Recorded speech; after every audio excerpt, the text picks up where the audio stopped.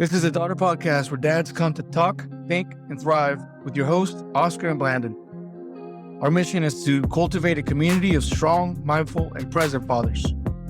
We want to curate honest conversations with all men, but especially those who have the honor of raising daughters. Hey everyone, Oscar here at the Daughter Podcast with Blandon on the other side, on vacation mode right now. And today we have the Hurricane Shane Burgos is with us today. How you doing, man? I'm good. Thanks for having me on, guys.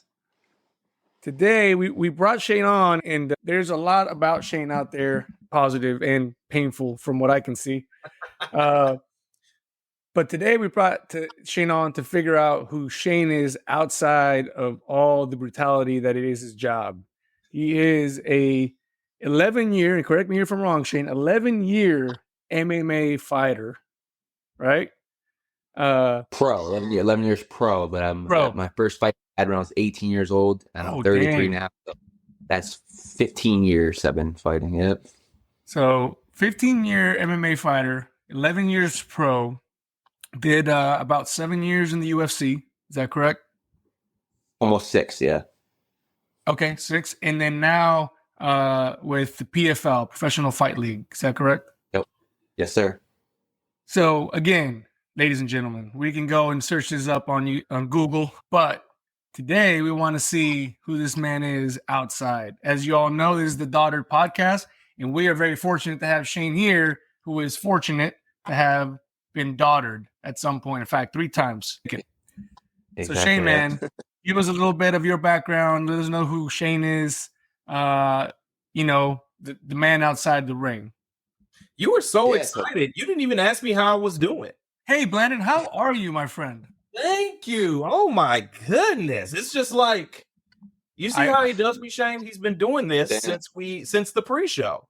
I'm doing great, Oscar. Thank you for asking me. I'm on vacation with my girls. We are doing a daddy-daughter vacation, and it is going outstanding. It's going great. It is a lot of work. It does take a lot of work to maneuver all the moving parts. Just me and the girls. But we're doing great. We went to a state park and we played in the river and we went to the movies and the arcade. But, now that I butted in. Yeah, a little bit. Nah, it sounds dope, man. No, really, why we're here is to talk about Shane and him being a girl dad. Where you from? I didn't even ask you guys this before. Right. So Blandon he lives in, not Austin, Houston, excuse me. Wow. And and I live out in Shreveport, Louisiana. So we're about 3-ish hours away. And so he's traveling right now. He went to Dallas for his vacation that he had to tell us about. And I'm home. Obviously, as you can see, my daughter's room here. I'm active duty military. So if you ask me why I'm in Shreveport, that's literally the only answer I'll tell you. I'm active duty military. They said jump, I had to go jump. You know what I mean?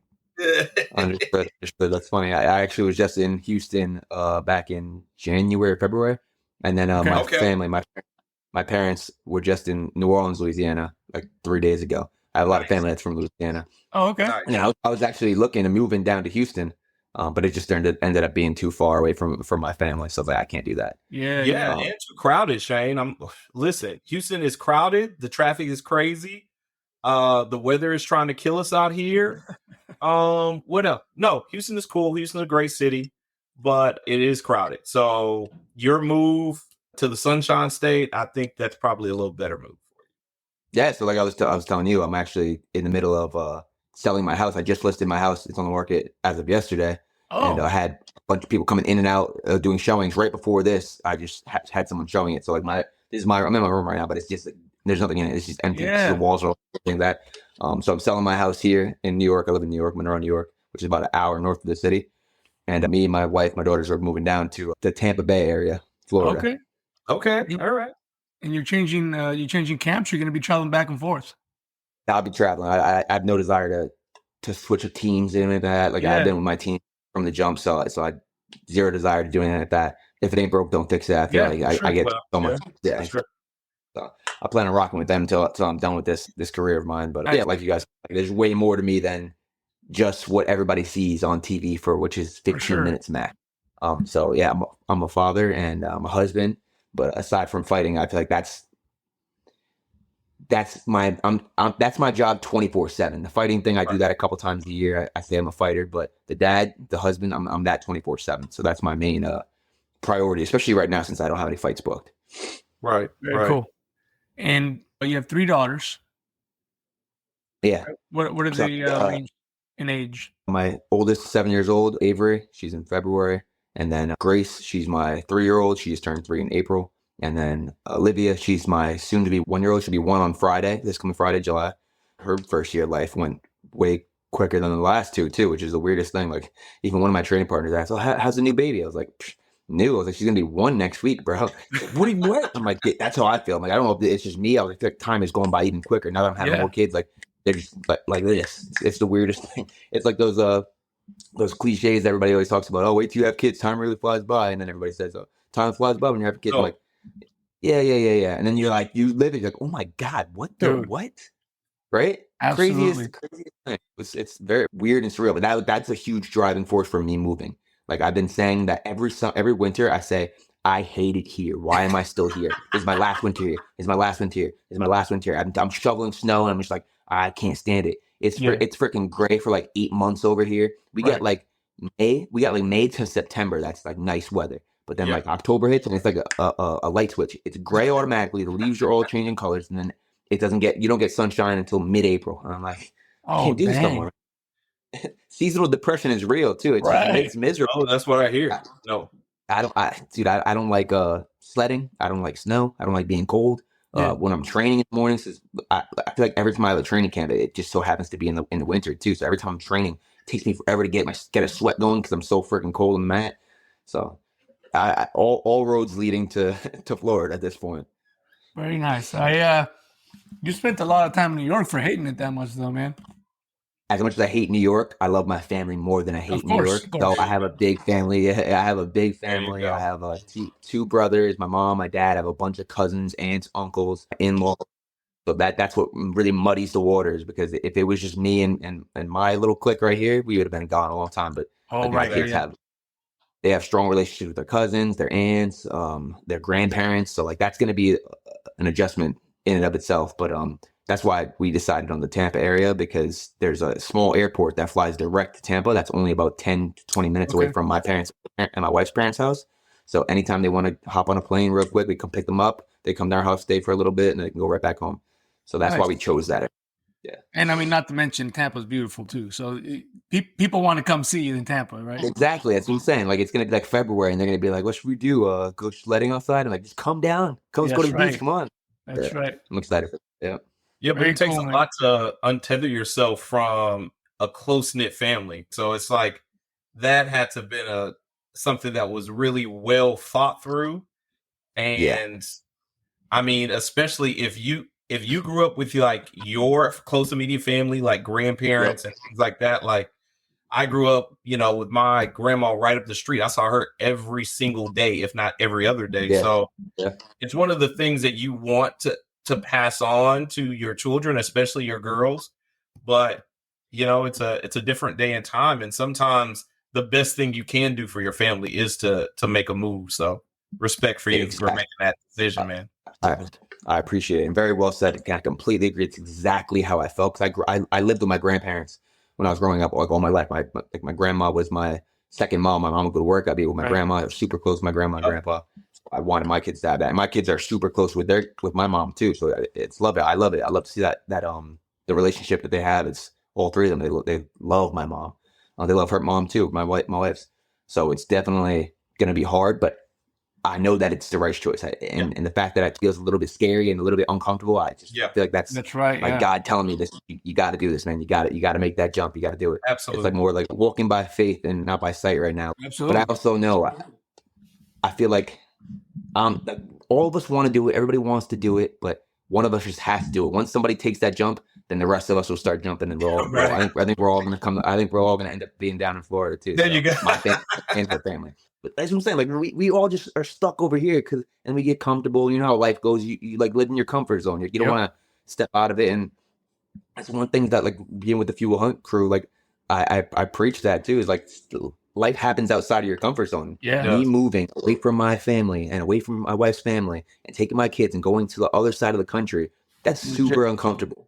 Yeah. But I know the fact that I feel like that, and it makes me, in a weird way, the uncomfort gives me comfort. If you can understand what I'm saying, like it just makes me believe this is what God wants for me. This is what I have to do. That's a great point, man. I mean, I come from a Hispanic family. I'm probably one of 3 of the cousins, if you will, that moved away because, you know, we went military, and when I first moved, I didn't have any children. So it's almost like, yeah, you know, you're fine. Just leave. But as soon as we started having our girls, like, my mom was like, when are you guys coming back? I'm like, I don't think I'm going back to California ever in my life. But, you know, like, but it's hard because I grew up, just as you mentioned, like if it wasn't my mom, if some of my aunts were taking care of us, I had cousins running around everywhere. My grandmother was always there. My grandfather was the hard disciplinarian. If we were messing around when our parents weren't home, like, you know what I mean? So we had that real connected family. And then now it's super kind of disheartening to like go home, we visit, but my girls don't have that connection like I did with my cousins and grandparents and everything. So it's a little bit harder. So I 100% agree. Like it's definitely uncomfortable. And coming from a military member who this is our 8th move, our 8th location, if you will, it is something that is like, it takes a lot of work. And you're right, a lot of faith to just be like, well, I guess this is where I'm supposed to be going. Like, you know what I mean? Because I mean, it's a big move. It's huge. Yeah, props to you for being able to do that 8 times. It's hard. That's like the thing with me. Like when we finally decided on the Tampa area, I've done so much research. Like we've gone to 2 towns in South Carolina. We went to Houston, Texas before. We went to a bunch of different areas to check out where we would live because I don't want to go somewhere and be like, never mind. All right, take my kids out of here when they were just getting comfortable and move them somewhere else. And then move them I didn't want to keep doing that. I want to go somewhere where I'm confident that we'll be able to just set up camp. Maybe not forever, but we're going to be there for a decent amount of time where I don't have to keep on moving them. So I know that's in my head. So I can only imagine how much harder that is for you when you don't really have a choice. Yeah, it's hard, but I think part of it is like you were talking, like you kind of have a choice, right? So you almost tend to overthink it. So you're like, oh, do we want to move here? Will this be our long term? Will this be our short term? I think some of that is taken away from us in a good way. That's true.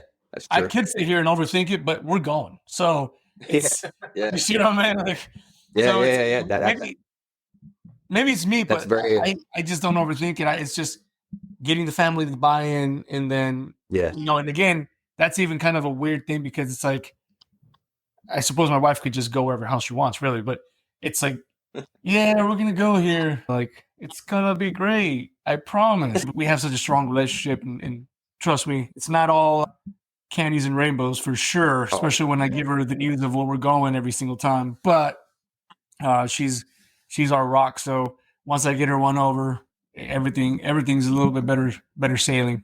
Right. The beautiful thing about being able to untether yourself from family is because, you know, our families are steeped in so much tradition. And I'm a traditionalist, so I don't have anything wrong with tradition.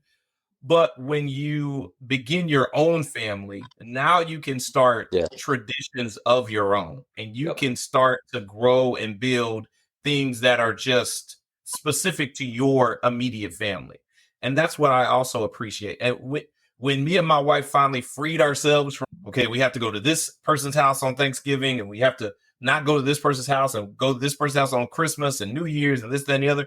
When we were like, no, we're just going to go out of town for Thanksgiving. Or for Christmas, we start this tradition where we wait for the first cold day to go get our Christmas tree.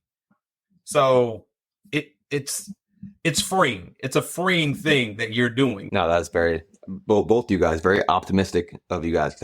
I can definitely see how some other people can take that pessimistically and look at the negatives in that, because both of those great points, optimistically looking at it, but I can easily see somebody going the other way and being like, oh man, I'm going to miss out on my family stuff, or oh man, we're moving to Shreveport, Louisiana. What the hell is there to do? But great outlook on that for both of you guys. Yeah, man. So tell us, man, when were you daughtered first? Take us through Shane's mindset when you find out you're having a girl. So technically, daughtered in 2016 because that's when I find out that I'm going to have a daughter. We actually posted it on our wedding anniversary, our 1 year anniversary, and then find out I'm going to have a girl. I was actually excited it was going to be a girl because my cousin, we were super close. He married my wife's sister. Okay. So they're like his kids are my nephews and my second cousins. So it's pretty cool. Oh yeah, it's interesting. Yeah, so I have 3 daughters and they have 3 sons. So anyways, wow. he had a son first, and then he was having his second son, and his second son and my first daughter only a couple months apart. So he found out he was having another boy, and then I found out I was having a girl. So it's like, all right, that's a little bit cool. It's the first girl out of the family, but I'm not gonna lie, I was low key hoping for a boy because I mean you're 25 years old, you're a fighter, you're trying to be like macho, you think you're gonna have the next Muhammad Ali or John Jones come out. All right. So I was definitely hoping for that. But then once I found out it was a girl, I was like, I'm cool with that actually, because that'd be exciting. It'll be different. But I never pictured myself as a girl dad. Okay. Never. I couldn't even, it wasn't that I didn't want to be, it's I couldn't even fathom the thought of how I personally would be as a girl dad, because I also come from a family of 5. I have 2 other brothers.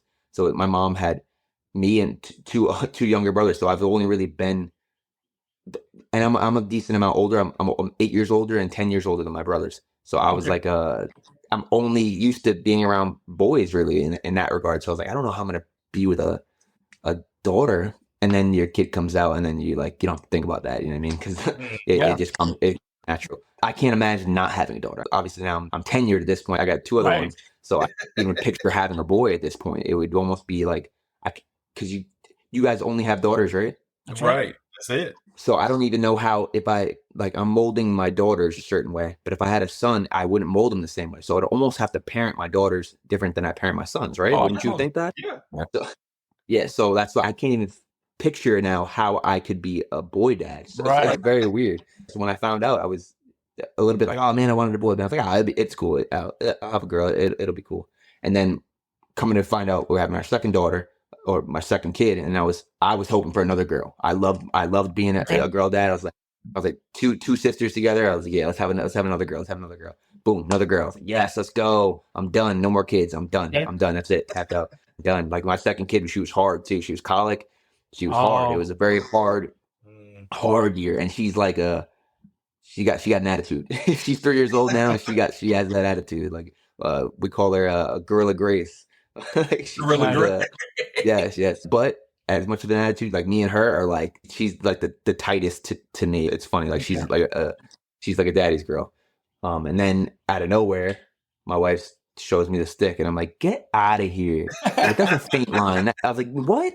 But Grace is only 1.5 years at this point. I'm like, no way. Yeah. She's like, yeah. No, take another one. Takes another one. And it's another faint line. And I'm like, that's clearly not, if it was positive, it would be like a dark blue line. You know what I'm saying? I was like, there's no. And then a couple days later, then she showed me it, and it was a dark blue line. I was like, oh no. I was like, no. I couldn't believe it, man. Like I literally couldn't believe it. The craziest part is that like we tried for my second for like months. It was weird. We were like, the first one we had her relatively quick, and the second one we tried for a couple months and it didn't happen. So we were like, all right, let's just stop trying. I didn't think about it. And then like maybe 6-7 months later, it happened. We're like, oh, all right. And then for this one, bro, like when I say I wasn't trying, I was not trying to have a kid. I really was not trying to have a. I was like, dude, two is good. And one little oops. And then it happened. So in my head, I was like, "Oh, okay, I see what you're doing here, God. I see what you're doing. You gave me." I was like, "I see what you're doing. You gave me my 2 girls. Now you're gonna give me my son. Here we go. Now I'm gonna get the next John Jones or something like that. I'm gonna get this little killer." And then I popped the balloon, and it's pink again. And dude, I would have put $1 million that it was a boy. I literally was like, "It's a boy. It's a lock. I know for a fact it's a boy." I popped the balloon. It was pink, and I was like, "Whoa." In my head, I was like, "No way!" And that took me like. If I'm just being real with you guys, that took me like 2-3 months to get over the fact. I was like, yo, I was dead. Like, I was picturing so much. Yeah. I love my daughter to death. Would not change her for anything. Like she's my girl. We get it. Yeah. But when I popped that balloon, I realized I was like, and now I'm really am done. Like knock on wood, I'm really am done. I have anymore. So I had popped that balloon. I'm like, wow, I'm never gonna have a son. I was like, I had to swallow that pill and be like, I thought I would have at least one son. I'm gonna pass one day, but I'm never going to have a son. Yeah. So a lot of emotion. My wife is like, "You good?" I was like, "I am good," but I was like, now it's hitting me a little bit. I feel a little weird. Like, the fact that I'm freaking, I'll never have a son. That's a little weird for me because I was dead set that this one was a boy, and it wasn't. So it was like a little bit of a, I don't want to say grieving process because that sounds so dramatic. It wasn't a grieving process, but it was a little bit of like a reality check to be like, sure. I was like putting all my eggs in one basket. I really thought this was a boy. Pop it, and it's a girl. Fast forward, like right before she has her, and I'm like, dude, out of sight, out of mind. Couldn't care less. I raised two. I'm already 2 girls deep. Right. What's one more girl? I don't have to buy new toys. I don't have to change up my parenting methods. I already know how to raise 2 girls. So honestly, it just made it a smooth transition to having another one. So honestly, if I had a 4th at this point, I just give me another girl at this point. Right. That's right. It's funny because you went through and I don't know these like exact, but you know how the grieving process is like anger, sadness, denial, bargaining. Right, that's right. Like, and then you finally get to the point where like, oh, well, this could be good. This could be good. Then finally acceptance. It's like, this is happening. Yeah, it happened. It's funny, Shane, because you described what I had prior to having my 3rd. So where you got surprised and then you had to come to grips with having a girl. For me, my wife was like, I really want another kid. And I was like, I kept telling her, and we've talked about this before in the podcast, where I wasn't necessarily wanting a boy, but I think you probably articulated it better than I don't think I ever thought of it in this way, but I think the thought was, well, what if I don't have a boy, right? Because we, again, as we mentioned in the podcast before, culturally, I was technically supposed to have a boy. Like my father and my family would be like, well, you have a boy. Like, you have to have a boy. Like, everybody's got a boy. And so when my wife kept asking me for a 3rd kid, I was like, just give me some time. Like, give me some time, because what I didn't want to happen was pop the balloon. And I think actually our 3rd, we did do the little balloon thing. What I didn't want to happen was to pop the balloon and and have a negative feeling towards it. You know what I mean?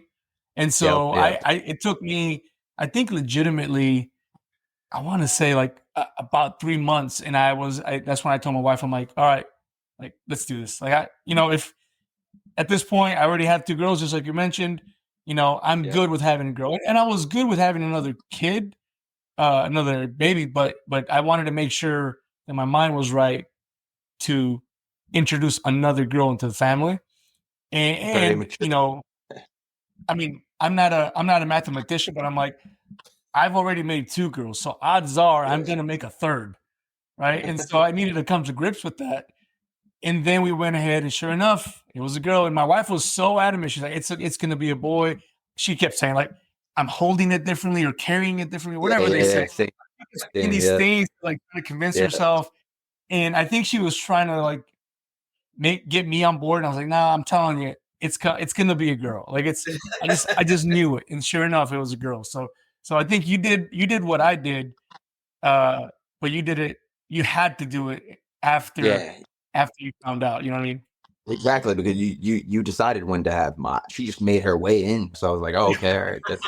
I have a chance to think about it like you did. So if I had a chance, maybe I would have came to grips before. But I was, dude, I was like I'm telling you, I would have put anything on it. I was like, it's a boy. I'm not even.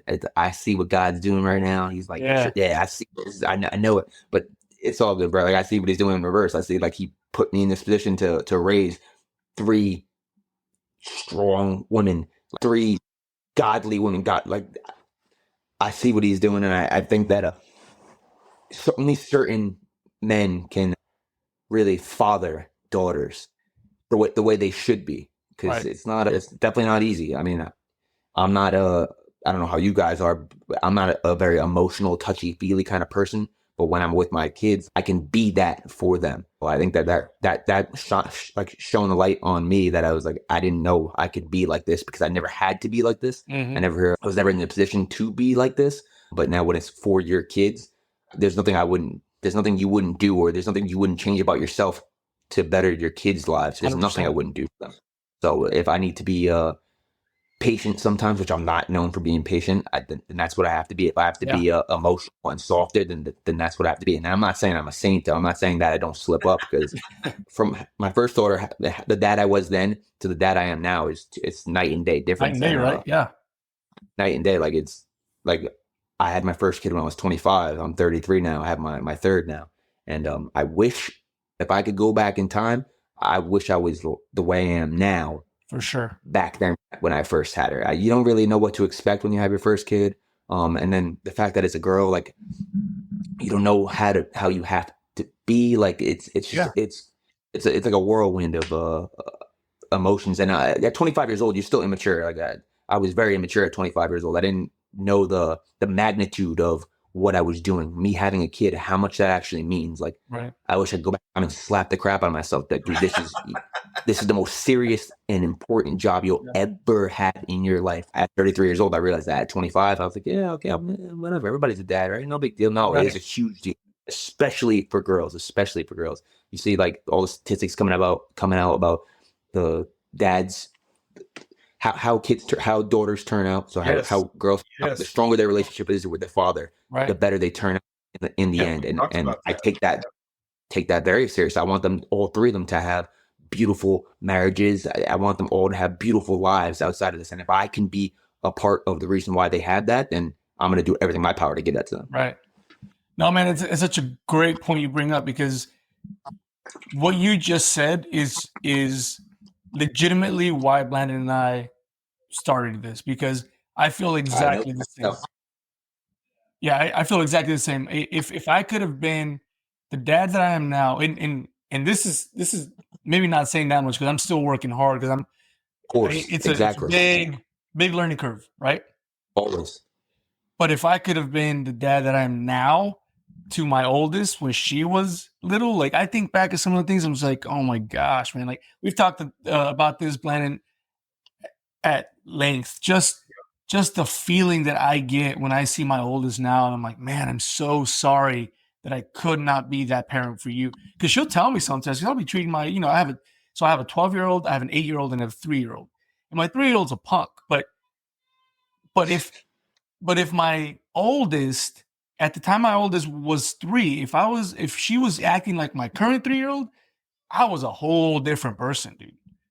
And now she'll see me like maneuver through the whole 3-year-old stuff, and she's like, she remembers these things, and I even feel bad not remembering. She's like, well, you didn't do that with me. I'm like, you're 100% correct. I did not do it like this with you, and I'm very sorry for that. Like, so yeah, man. Like, if you're a good father, like, if you truly care, this is the hardest job. Yeah, 100%. Because you said something that kind of triggered me, and I think I felt like this before, where it's like, and you have a buddy, or maybe even not a friend or whatever, but you look at one person, you're like, if that dude could do it, I should be fine, right? Yeah. And even like you watch something on TV and they portray some horrible dad, and it's like, I'll be better than that. But exactly. But in reality, if you are really involved and really dive into what it means to be a father to these girls, it's way bigger. Like, to me, it's overwhelmingly bigger. Huge. Right? But, we talked about this with Joey when we had him on. The impact that the woman has in life is huge. And so by that note, the work we do with our girls is going to impact so much and so many as they grow up, either negatively or positively. And that's all dependent on the work that we put in. Exactly. That trickle down effect, like how we handle our own kids is going to trickle down to how they handle their husbands, and then they handle their kids, and then they handle their grandkids. So, like, I don't think I'm even close to the best dad in the world, but my goal is to be the absolute best dad I can be to my 3 daughters. And me striving for that is only going to make that trickle down effect even stronger. And like one of the things you said, I think what makes you a great father, I think you guys would agree, is taking accountability. and realizing I didn't handle that right before. So let me go on and do the right thing. Let me go apologize to my daughter, even though she's the kid and I'm the dad. Let me show her that it doesn't matter if I'm her dad and she's my kid. We're even. If I messed up, I'm going to go tell you I'm sorry. If I remember something that I did back in the day, then, and if my kid's ever 12 years old and she said when I was 5 or something, you did this wrong, then I'm gonna take accountability and say, you're right. I didn't handle that right. And I apologize. And I feel like that's going to be huge too, because if their father is apologizing, what kind of standards are they going to have for their own husbands? I want them to be so proud of me that they say, I want somebody like my dad. And I think both you guys probably feel the exact same way, right? Yeah. You need to become the standard of masculinity in their lives. And you hear it so often, so many times, that a girl's father is her first love. And so often you see women who have been, their hearts have been broken by their first love. And so then they make these disastrous decisions when it's regarding men in their lives, because that first primary relationship was based on some dysfunctional, rocky ground. And once again, like you said, not all, but we're not perfect. We are not perfect guys. We don't have all the answers. But the fact that we are here talking about this issue means that we care enough and that we're striving enough to do better for our daughters.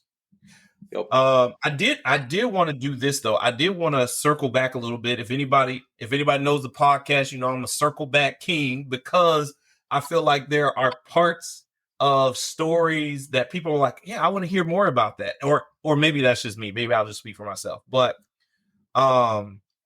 and then maybe I'm also a little dramatic. You don't know that about me, Shane, but maybe I'm a little bit, just a little bit. So when you were saying how like you had to rest in the fact and the knowledge that you will never have a boy, I think a lot of girl dads go through that, man. I don't think that's something that we want to like skate over. Not saying you were skating it over it, but you were just trying to say, hey, but I love my daughter, you know, and I love her now. But the fact is that, like, at this point in my life, I'm done. The factory's closed, and so I'm not going to have another kid. I have my 2 girls, and that's it.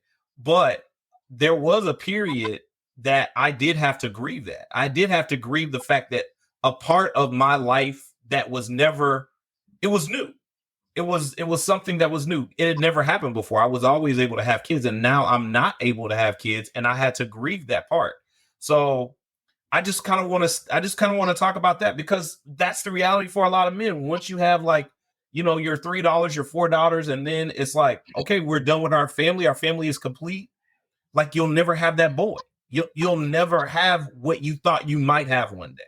You know, does that resonate with either of you? You know? Yeah, I mean, for me personally, like I said, it was like almost, I don't want to say it because it sounds dramatic, and I don't want to be like, you know, other people have gone through way more hard stuff than I.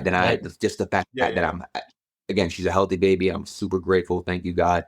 But I really was dead set that it was a boy. I thought I always pictured myself raising a son. I still, in the back of my mind, think I could do a good job raising a son.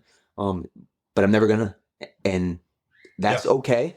I'm at the point where that's okay. I'll have grandkids or something like that, and hopefully hopefully there's somebody somewhere else in the world having a son podcast that has like boy dads on it, so my girls can meet dads like you that are raising men, because I want my kids to meet men when they go to get married. I want them to have like strong. I want them to be like me. The standard needs to be so high. I want them to get masculine, respectable, honorable men in their lives. And maybe I can take pride in the fact that I'll have a son-in-law. But yeah, that it was a grieving process for me. But at this point, I'm over it, and it is what it is. And I am so blessed to have 3 beautiful, healthy daughters. Yeah. One thing that I want to bring up too is you're an instructor, or I don't know if you are now, but you were an instructor over at your gym, right? And I think that's a good way for a girl dad, for example, like you, to be able to influence the raising of good men, right? Because let's face it, man, jiu-jitsu is a teacher in life. Like when you get on those mats and you get rolled up, it's such a humbling event And for me, at least, maybe because I suck at it. I don't know. But, you know, like when I get on the mats and I get rolled up and sure, there's frustration and this and that. If life rolls you up, you have to figure out what you're going to do with what you got given. Right. And Shane, you talked beautifully about that, you know, with you having your condition, your surgeries, coming back and saying, hey, this is the hand that I'm dealt with or that I'm dealt. I'm just going to do what I do. Right. And I think teachers and instructors like yourself have that opportunity, even though you don't have a son, to influence one or two dudes that are in that gym to say, hey, come here, work hard. You don't be entitled. Like essentially take all the rules of the few, which I know that you live by, and implement them in some other man, right?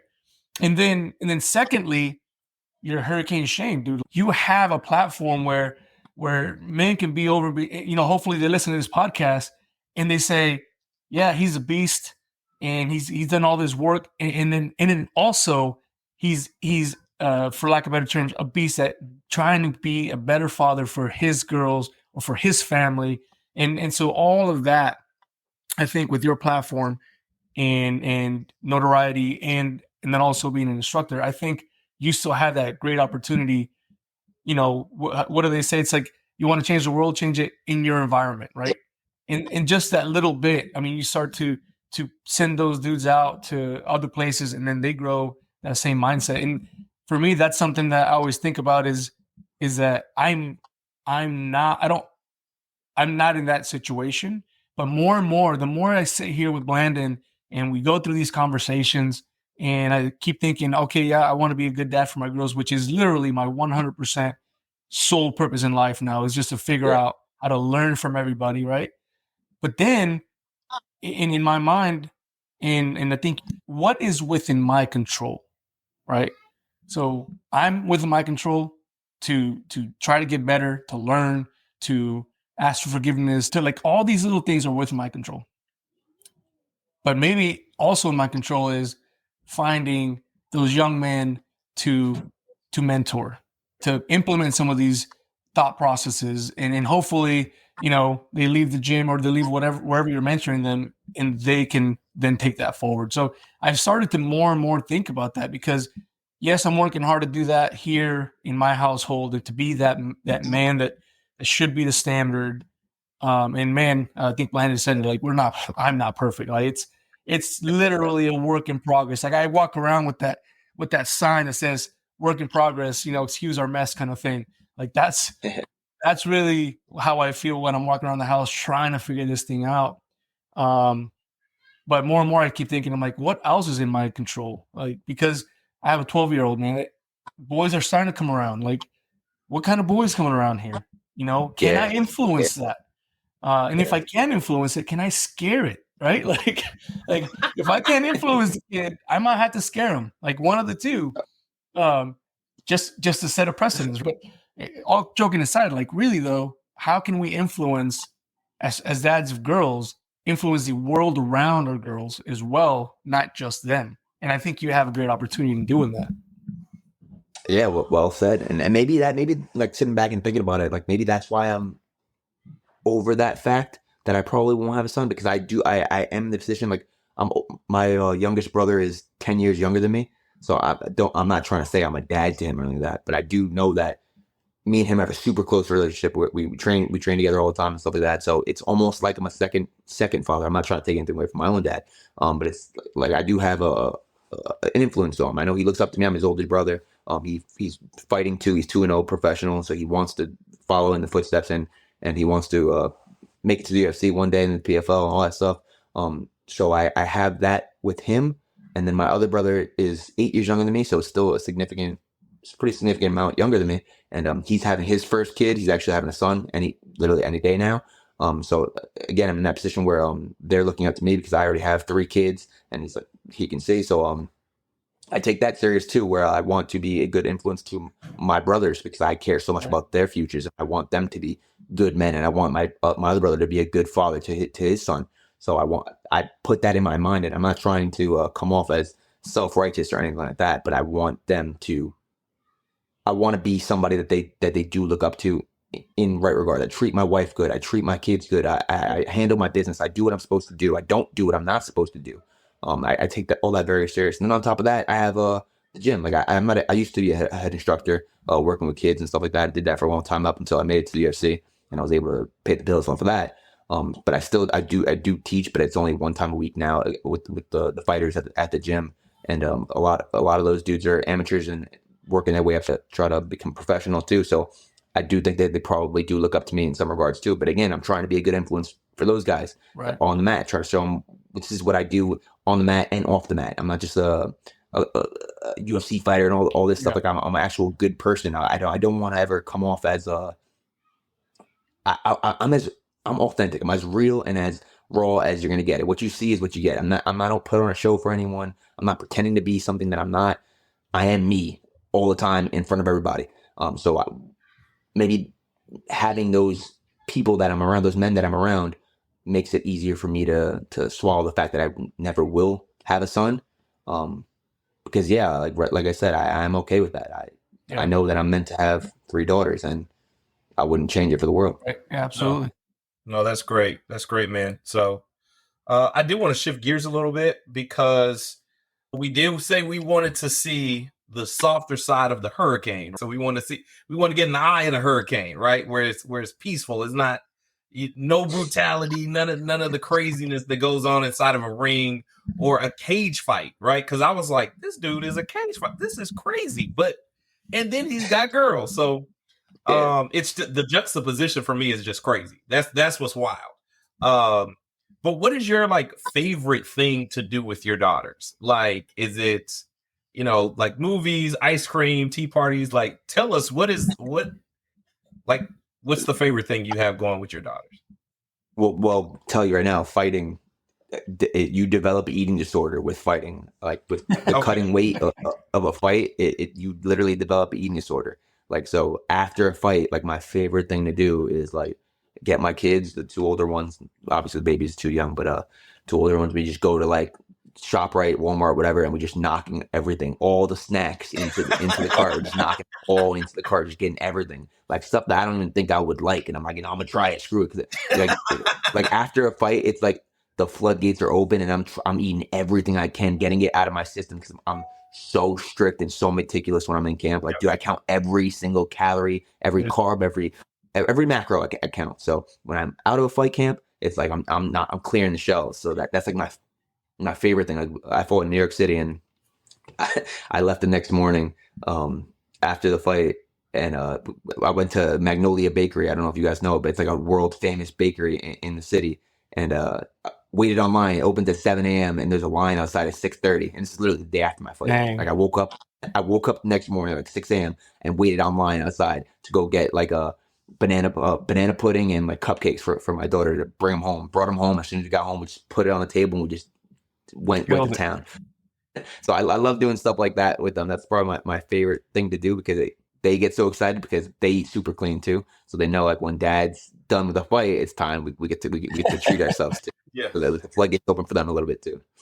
Well, I'm glad I know you like banana pudding now, Shane. So I don't know how it is in New York, but I know it's not as good as my mom's. So when you come to Houston the next time, you let me know and I will have some banana pudding for you. All right. So you can if you're out the fight camp, you know what I'm saying? I'll take your word for now. If I'm in a fight camp, I gotta try it anyways. No matter. You gotta try it for sure, man. Now, the other question I wanted to ask, I know we're getting close on our time here. Thinking back, man, you mentioned, at 25, I didn't have kids at 25, and I'm super glad for it, because I was not. I think at 25, we were still in our first base, right, man? Like we were. What was over in Texas? So you'd have been all right. You'd have been all right. I don't think so. Anyway, 25. My wife and I got married young, and then we decided we were going to have kids for a while. Get to know each other and do us for a while. But if you can take what you know now, right? So going back and saying, I would say 1.0, right? So Shane 1.0, like you should probably do XYZ in preparation for your daughter. Like, knowing what you know now, would you have changed anything? Or more importantly, like, maybe your mindset. Was your mindset right? Like, what would you tell your brother, who's, I know he's having a son, but if he was having a girl, like, what would you do? You sit him down and say what to him in preparation for having a daughter? Oh, man, learn to be patient, because that's a huge thing. When you first have them, you know, those first couple of months, it feels like it's so hard, and it feels like in your head you're kind of like, oh, this is my life forever. Yeah. But you don't, right? It's almost like, oh, this is it. I'll never be able to sleep regularly. I'll never be able to go out. I'll never be able to do anything fun. This is just the way I live.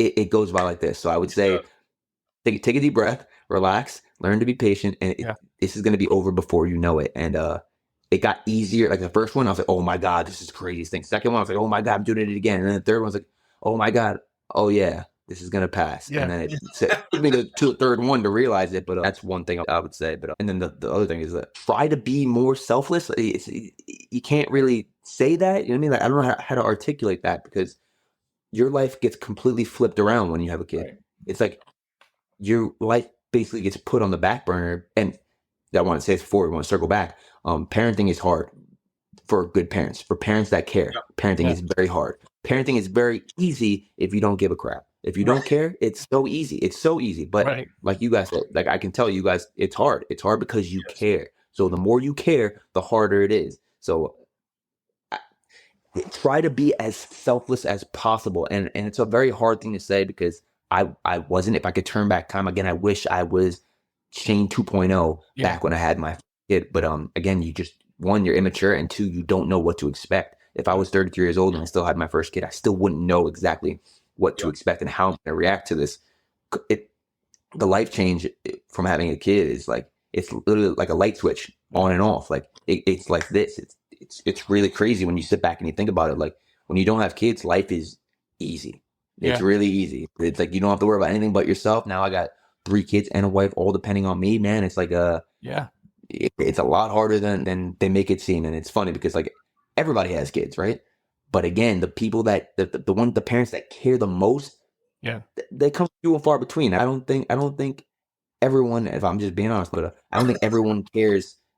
I'm being serious, but I don't think everyone cares as much about being a good dad as me and you guys. You guys started a podcast about it. So I really don't think that people take it as seriously as they should. And again, this is the future of our country. But aside from that, it's our future. These are people. Like, I want the best for them. I want their futures to be 10 times better than mine. Whatever I have, I want them to have 1 million of whatever I have. Right. I want them to be so much better than I am. So if I could just remove myself and do everything and take myself out of it, not worry about what Shane needs or what this and that. What do they need? So again, it's hard for me to articulate how to tell somebody to be more selfless, but I'd say practice selflessness. I guess that's the hard thing. But my wife did it. She's a very, like, almost to a full selfless person. So that's always something that I've strived to be like. And just seeing how she is with our daughters, like, it's really pushed me, and she's made me grow into the man that I am. So huge shout out to my wife for that, because she's been patient too. Yeah, Shane, I think what you're describing, and I think what's been brought back to my remembrance, is a scripture that says, consider others more important than you consider yourself. And that is how you foster and you continue to preach selflessness. Because if I consider my children and my wife more important than myself, because I'm going to be honest, I already think about myself as important. So if I think of them more importantly than myself, then I can begin that journey and strive for selflessness, right? Because if I'm already, like, we already do it for ourselves. It's like, I'm hungry. Have I eaten? But now I ask my kids, hey, are you guys hungry? That's how, you ask your wife, hey, are you hungry? Because I know I'm hungry, but I'm asking you first because I'm considering you more important than myself. Right. You go to your wife, are you tired? Do you need a break? I would need a break.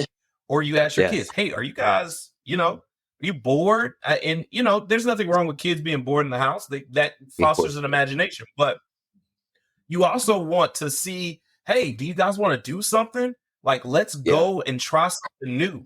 You know, so if we begin to think of them as more important than us, then we can accomplish what you just said. Facts, bro. That was perfectly said. Very well said. And I got my Bible right here, and that's one thing. Pride myself in like my kids having a relationship with God. They know Jesus. They know God. I love that. Like my daughters pray. They pray out loud. It's like one of the most proud things I have. God-fearing woman is what I want to raise. But one thing I like you said, the board thing, and it ties in with the selflessness. What's today? Today's Sunday. Last Saturday, I was supposed to go to a bachelor party with one of my best friends having a bachelor party. On Father's Day, actually, my 3-year-old breaks her leg. Snaps her tibia on the trampoline, jumping on the trampoline, snaps her tibia, and just the way you hear her scream. You know, I was like, oh, that was bad. That was bad. Yeah. So it was a Father's Day party at my mom's house with all my uncles, all my aunts, a bunch of people there. So screaming, I'm like jumping on the trampoline. My dad actually has video of it because he has a backyard video camera. I jump on the trampoline, I grab her, I pick her out, and like 5 minutes in, me and my wife are like, she's like, what do you think? I was like, no, we have to go to the hospital. We need to go right now. We go, and she can't stand on it when they try to take her weight. And I was like, oh god, here we go. They take the X-ray, and it's broken. So that happened, and then the couple of days after that was my friend's bachelor party, and I'm like, dude, I'm not gonna be able to make it. Like, it's just too hard with a 1-year-old that's constantly wanting to be picked up, and then now the 3-year-old who's in a cast and she can't be around. So, and then the 7-year-old, I'm like, I'm not gonna be able to make it. He's like, dude, no worries. And so instead of that, and I can see myself just being 100% honest with you. Like, I can see myself back in the day, back when I was 25 years old, being annoyed, and I hate that. I honestly, dude, the fact that I'm even saying that to you disgusts me about myself, that I would think that. But I could see myself being like, I gotta miss my friend's basketball. Like, all my friends are getting together. I'm moving to Florida in like a couple weeks. This is one of the last times me and my friends are gonna be able to get together. We're gonna go on a paintballing trip. I was like, this is gonna be so fun. We were talking about it for weeks. I was super excited for it. And I had to cancel it. So I had a tattoo appointment on a couple days before. I canceled the tattoo appointment. Then I had the bachelor party, canceled that too. And I could 100% see myself being annoyed. My wife is even feeling some kind of way, thinking that I was gonna be annoyed. Yeah. And so the bachelor party day comes, and instead of going to the bachelor party, I'm like, let's do something. So I said to my wife, and it ended up going with my nephews too. We all went to, and I have a truck, so we all went to the drive-in movie theater. So we made it an entire like trip out of it. Went to the supermarket. We got the kids a bunch of snacks and stuff like that. I put pillows and blankets and decked out the back of my truck. Opened the back window so you could hear it, so you could hear the volume. And we went to the drive-in movie theater, and we watched Inside Out 2. I don't know if you guys saw it yet. Yeah. So, but the whole time it's funny because like that movie is about like memories and stuff, like core memories that you're right. Mm-hmm. So I remember like my 7-year-old, 3-year-old's a little bit too young to remember this, I think, but the 7-year-old, she was just so excited, like she was so happy, she was having like the time of her life, and I was like, wow, this is like literally, I'm watching the movie about them talking about core memories, and I know she's gonna do this. I'm literally witnessing it in my head. I'm like, I'm seeing a core memory being built. But this is the day that I'm supposed to be at my friend's bachelor party having fun with my friends. And instead I'm here making a core memory, and there's nowhere else I'd rather be. Yeah. And I was like, I'm 33 years old. Why couldn't I feel like this when I was 25? Right. Oh, man. Like I said, it disgusts me to even say that, to admit it out loud. Because I'm like, you little selfish brat. I'm happy I'm where I'm at now. Yeah. But man, it like gross myself out that I was like that in the past. When those are phases, right? Those are phases we go through, and it's part of that maturation process, right? So a few weeks ago, I overheard these dudes talking, and the way the guy was talking, it's like I legit try not to be judgmental to people. Like everybody's got things going on in their lives. Like, I don't know what people have going on. Yeah. But the way he was talking was annoyed at having to do these things with his kids, right? Yeah. And he was a younger father, and again, I don't know the guy. I didn't talk to him. I don't know any context. So just what I'm hearing, and it just brought to mind that like it's so easy to do that because you haven't really matured out of that, and people mature in different phases of their own specific lives. But you're absolutely right. Like I'm thinking of what you're saying, and I'm like, that would have been awesome, right? But my 25-year-old dude probably wouldn't be thinking that. I'd be like, seriously? Like, because just like you, thinking back at 25, I mean, Lan and I were literally hanging out at 25. Like we were looking at, we were going to go drive to Austin. We were going to go to San, like we were going to do these things. And if my kid, again, I didn't have any kids there, but if my kid is getting in the way, I can see my 25-year-old self being annoyed at the kid. And what's worse is that I could almost see me relaying that annoyance to my kid, which I've seen happen in the past. Like, because of you, I can't do this, which is like, that kid didn't even choose to be here. Exactly. Yeah, you know, dude. So I've seen it. I've heard it. I luckily have not felt it myself. Even with my first kid, I don't think I ever felt like, oh, because of you, I can't go hang out with my friends. But I can see me maybe in the younger years, had I had daughter earlier. And that's where I always tell people, like, God knows what he's doing, man. Like, he knows exactly what he's doing. And sometimes, and many times, we may not think that this is the right timing, but he knows what he's doing. And so my younger self could absolutely, I can see myself getting to a point where I now get upset at my kid for not being able to do something for me.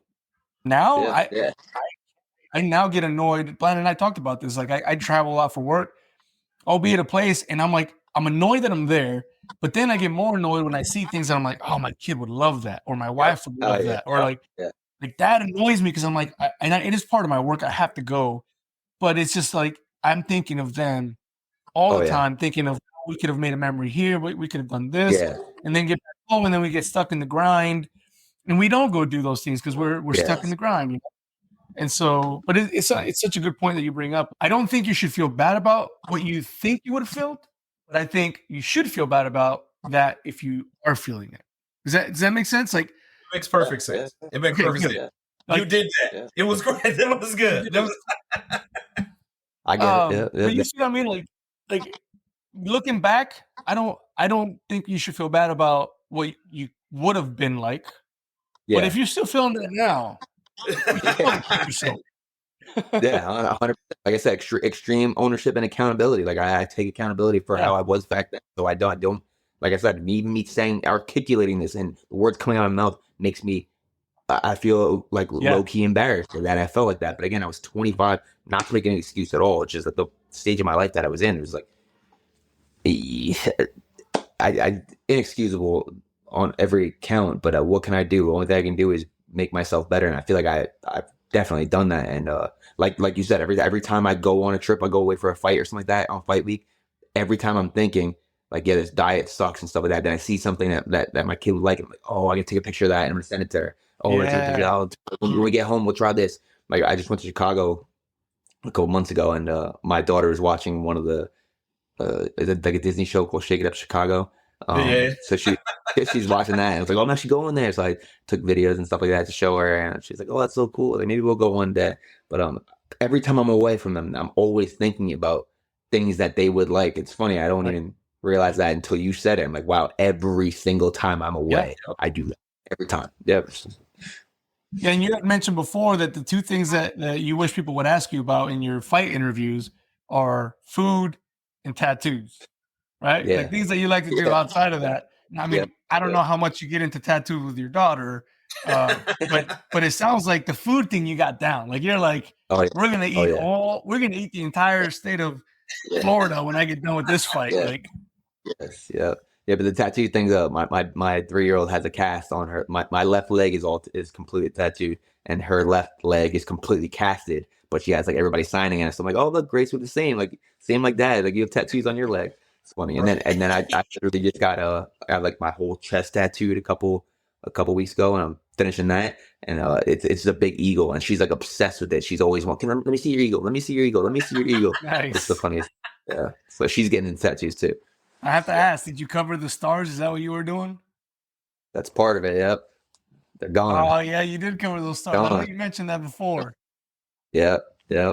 That's the representation for me. Like, I didn't even think about it until somebody said it. It's like, oh, you're known for the stars. It's like, oh man, the old me is dead and gone now, I guess. Yeah. Hey, you got to kill the old to get with the new, man. There you go. Exactly. There you go. Exactly. And super proud of of the dad that I am today and the man that I am today, which is, again, it might sound self-righteous. At this point, I don't really care because I know where I was and I know where I am now. Yeah. And I'm proud of the progress. And the best way to tell if you're a good dad is if your kids like to spend time with you. Absolutely. And my kids love to spend time with me. My wife can go to the grocery store. My kids will be okay. And I mean, like, I scream, "Mama." Like my 3-year-old, me, especially me and her, like we just have such a tight relationship. Just because of the way that she was born. When she was born, my older one was in the middle of a cheer camp and stuff like that. So I spent so much time with that middle one, that we got such a tight relationship that like she almost, it's weird because like the other two are like mama's girls, but that middle one is like, she's like obsessed with me. Like she's my bunk mate. We go to sleep together every night. She has to be rubbing my shoulders or something like that to go to sleep. Right. If I get out of the bed, it's over. She gets up right away. If she doesn't feel me around, she wakes up. So that just, she sleeps in my bed. Yeah. That's a good feeling. Yeah, it is. It's the best. It's the best. So we were talking about like how you presently know that you're a good dad, and I think that's an amazing point that your kids want to spend time with you, and I think that is a good litmus test. Like if they were like, "No, Dad, we're done," you probably should check some things. But I want to talk about the future, and I don't know if Oscar has a question after this, but this is my last question for you on my end. What do you think you want your legacy to be with your girls? This is another canned question that we have. Like, what do you want them to remember you from or of, or what do you want to leave them with? I mean, we know you're a winner. You got a winning record. So, I mean, is that a part of that legacy? Or, I don't want to put words in your mouth, but just kind of let us know, like, what do you want to leave your daughters of you? So I want them to take away the fact that they felt love from their dad. They felt like I'm a man that they want their husband to be like. I am a father that they want their husband to become one day. That would be the ultimate compliment for them to strive to get someone that is like their dad. I don't ever want them to look at another person and think that person is better than their dad. So I put a lot of pressure on them. That's okay. I'm cool with that. I'm cool with that pressure. That makes me up my game. So I want to be the absolute best. I want them to say that you were the best dad you could have been. I would die a happy man if they told me that. Yeah. Well, hopefully this helps in talking these things out. Also, hopefully this helps someone else out there thinking those same thoughts of, am I a good father? How was I before? Shane, man, like what you've brought up here to the table, not knowing Blandon and I, and your willingness to sit with us and discuss, this side of Shane. Again, anybody can go online and look Shane up, and you're not going to find this stuff online. This is at the Daughter Podcast, because, dude, we're here simply because we have to get better. We have to be better all the time. And one thing that I'm really taking from this interview, a lot of things, but one thing that I want to let you know that I'm taking is how proud you are of your progress.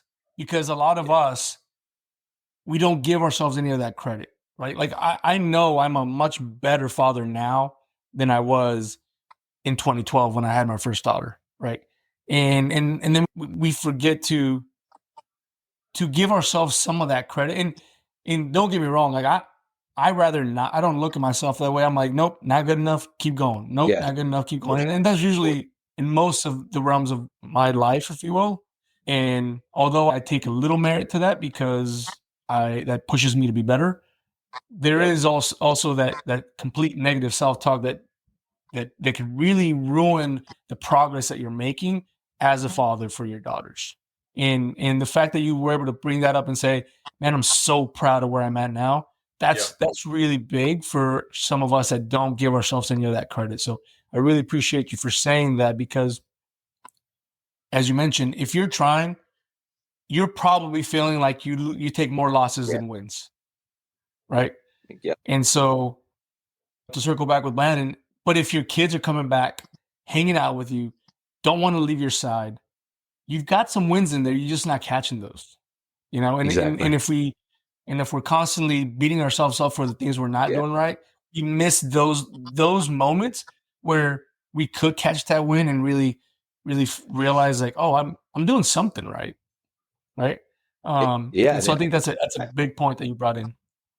I appreciate that. I think it's human nature to focus more on the negatives, to be like, oh, I messed up here, I messed up there. But what about the positives? Like you got to kind of like take a step back and see how far you've come. And I don't know you guys aside from this conversation that we've had. Like, we texted a little bit, but I have never really spoke to you guys. Yeah. So full disclosure here. But the fact that you guys even started this podcast goes to show that you care. You didn't want to just start a podcast to try to blow up and be the next George Janko or anything like that. Like you started this because you actually care about the job that you're going to have for the rest of your life. You're going to be a dad until the day you die. Right. And you're taking it serious enough to make a podcast to open people's eyes to that. So I honor both you guys for even putting this thing together and reaching out to all the other dads and trying to raise the bar. That's the biggest thing I feel like. Yeah. Raising the bar. Like the bar is always going to be unattainable. And if it's not unattainable, then your standard is too low. Like I'm never going to reach that bar because I'm proud of the progress that I made, but the bar is still, I can't even see it. It's still that high. You know what I mean? And I feel like you guys think the same exact way. So you guys both deserve credit for that too. I appreciate you very much, man. Thank you. Appreciate you, man. With that said, we'll leave on a positive, good note that Shane threw at us, because thank you so much for that. Where can people find you, Shane? We've seen you on Instagram, right? Yep. Where else can we find you? I'm at Hurricane Shane _ on Instagram. I was on Twitter at Hurricane Shane P, but that got hacked like 4 years ago, so I just gave up on that one. So I'm on Instagram, guys. Very good. And we'll post that onto the camera here when you guys watch this on YouTube. We'll also have it on all the show notes. You can find Shane. I would highly recommend you watch some of these fights because they're awesome. They're awesome fights, man. And again, I know we're not talking about the fight game here, but I can just only imagine leaving that brutal arena and going to your girls, and it's just a completely different environment. So super cool that you came over, hang out with us. Thank you so much. I thank Joey Bowen for getting us together from Fuel Hunt. The dude is awesome, man. Mentoring us a little bit on some of the things we're doing, and then he was on here. So thank you, Joey, for the opportunity and the connection here. And Shane, man, anytime you want to come back and talk girl dad stuff, Lion and I are here. We're always for it. So please, you're always welcome at the Daughter Podcast. For you guys out there, listen, share this with the folks that could hear this, could take advantage of the information that comes out from the Daughter Podcast. Show them who Hurricane Shane is on the outside. And I think it's important. I know I say it jokingly, but it's important because you see a glimpse of him in the ring, but he just mentioned that he's doing the hardest job and the most important job in the world, and that's being a father to his daughters. So hopefully you guys are listening out there. Hopefully you guys got something out of this. If you did, remember to subscribe to the podcast, subscribe to YouTube. Also, if you have any comments, suggestions, or concerns of the podcast, you can send them to conversations@daughterpodcast.com. Shane, anything else you got for us, man? Any closing words? Keep raising the bar, guys. Keep raising the bar. Love what you're doing. Keep it up. Thank you, sir. And Blandon, anything from you? Thank you, Shane, for coming on, talking to us, really inspiring us to take pride in the progress that we've been making, and to also know how precious these little girls are. For all of you, thank you for listening. We'll see you on the next one. Peace.